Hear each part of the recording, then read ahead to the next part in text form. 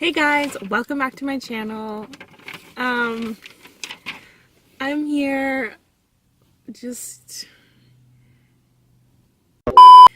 Hey guys! It's not ugly. Do you think? I'm back. And today's video is going to be about... I'm back. And today's video is going to be life of a pastor's daughter, everyone's assumptions, how it is in real life.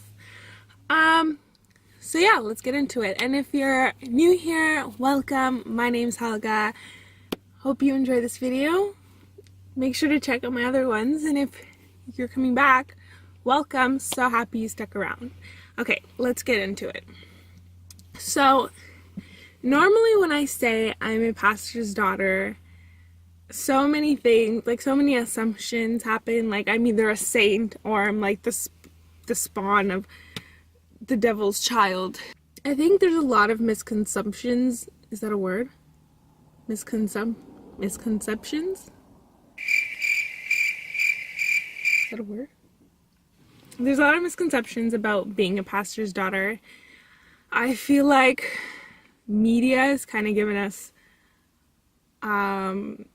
just kind of like a weird look, like I'm either a huge saint or I'm gonna rebel and like become atheist. And obviously I can't talk about everybody's experience, I can only talk about mine.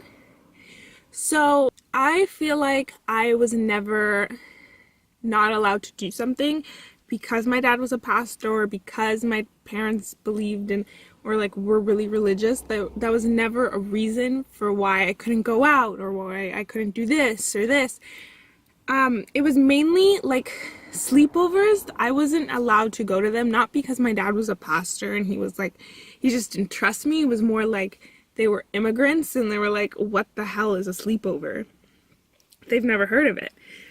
And so I feel like with different immigrant families I've talked to, and like it's the same thing. So I don't think I was ever not allowed to do something. I think it was just because my parents were just like, they didn't really know what I was doing. We just moved here, like they didn't understand. Another thing is that I moved around a lot when I was younger because of my dad's job as being a pastor, and he would go, he would go and be a motivational speaker, or he would switch churches, or this church would lose a pastor, so they needed another one, so they would hire him. And I moved maybe like 5 times when I was a child. And with that, I obviously hated it because I would make friends and then I would have to move the next year. But with that, I've learned a lot of communication skills. And with the communication skills come in handy when you're with the congregation and you have to remember everyone's name and everyone's like, oh, Helga, like, how are you? How is this? Blah, blah, blah, blah. And I'm like, oh my God, John, like, welcome. And yeah, so just when they heard you're the pastor's daughter, they like make a beeline straight to you and you're like, oh my God, like, here we go. One thing that kind of did limit me is when I was hanging out with my friends is that I could not stay out late on Saturday nights. I could not go out Saturday nights. I could not sleep over anywhere Saturday nights because I had to be at church every single morning, every Sunday. To miss a church, I would have to be dying. I would be the first one to come to church and I would be the last one to leave church.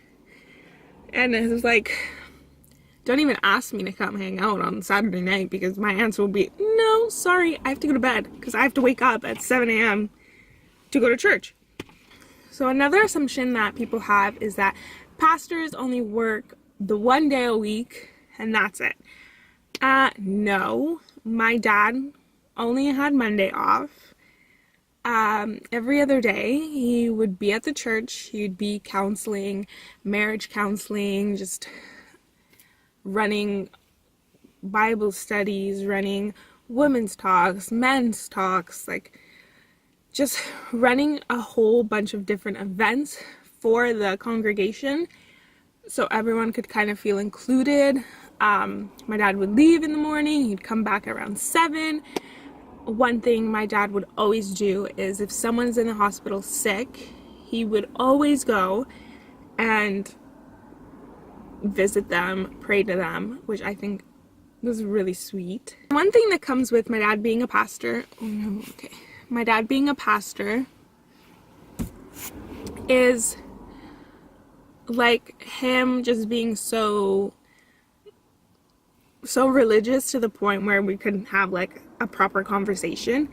And that is so not true, because me and my dad, we joke all the time. Like, I would come home and he'd be like, where have you been? I'm like, I'm out doing, drugs. And he would laugh, because I obviously wouldn't do those things, but he's a really, like, my dad's a really chill guy. Yep, so that's it for this video. Thank you so much for watching. And if you're a pastor's daughter or a pastor's kid and relate, or you don't relate, or you have more things to add, comment down below. I'd love to hear it. All right, thank you. Bye.